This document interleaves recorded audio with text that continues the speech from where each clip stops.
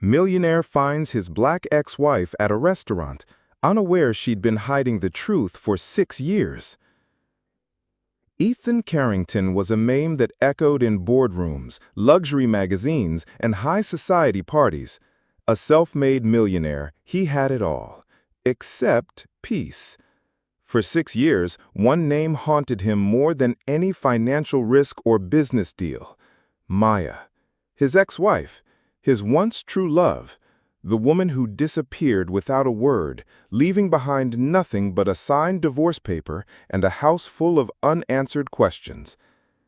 Ethan had convinced himself she left because the marriage was broken. He told others, "She couldn't handle the pressure of my world." Privately, he believed she didn't love him anymore.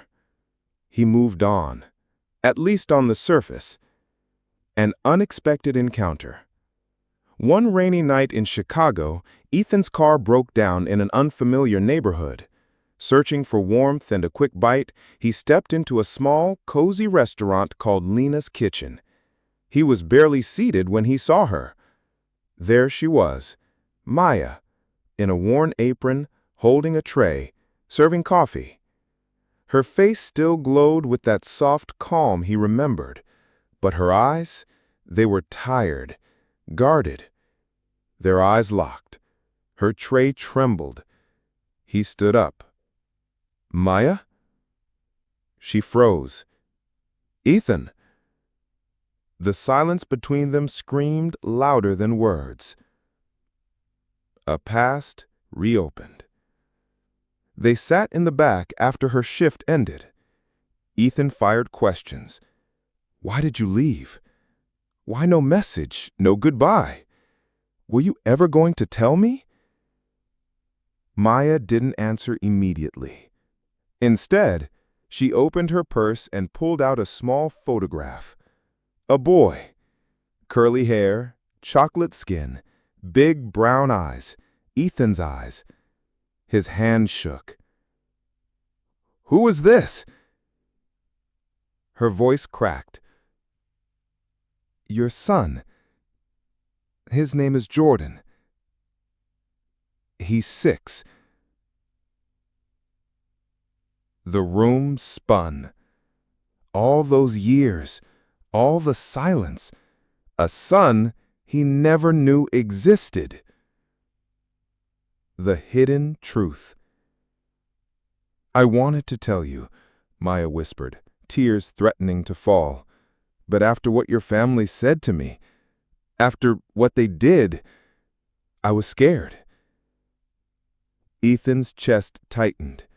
He remembered the subtle remarks from his mother, the cold stares, the unspoken racism, the way Maya would quietly excuse herself when family dinners turned into interrogations masked as concern. "They said I wasn't good enough, that a black woman wouldn't fit in, that if I had a child with you, he'd be treated like a scandal." Ethan always thought those were exaggerations, but now he saw the pain in her eyes, the strength it took to walk away.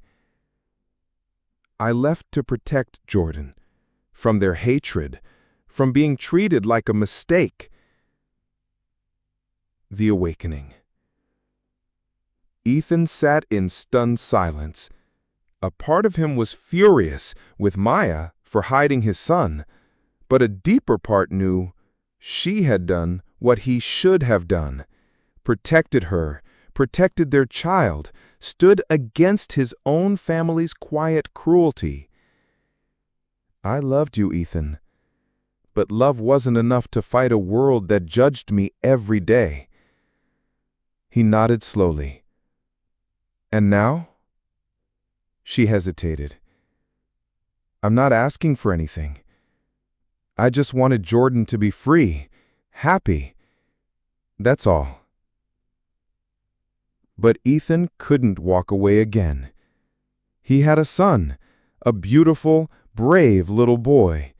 And maybe, just maybe, he still had a chance to make things right. Redemption. Over the next few weeks, Ethan met Jordan. The boy was shy at first, but Ethan saw himself in every small gesture. They played catch in the park, read books together, laughed over pancakes.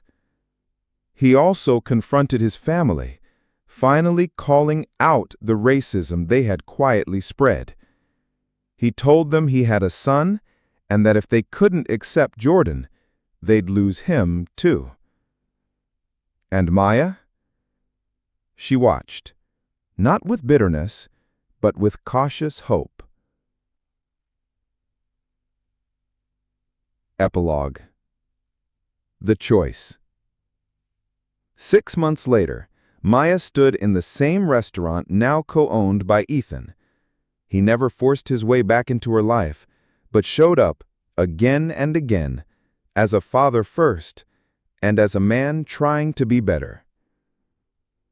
One evening, Jordan tugged her hand and said, "Mom, can Daddy stay for dinner tonight?" Maya smiled softly. "Yes, sweetheart, he can."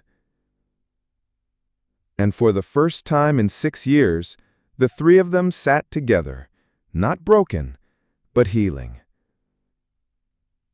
This is not just a story of reunion. It is a story of awakening, of confronting past wrongs, of a mother's quiet strength, and of love that survived the storms, stronger, wiser, and finally free.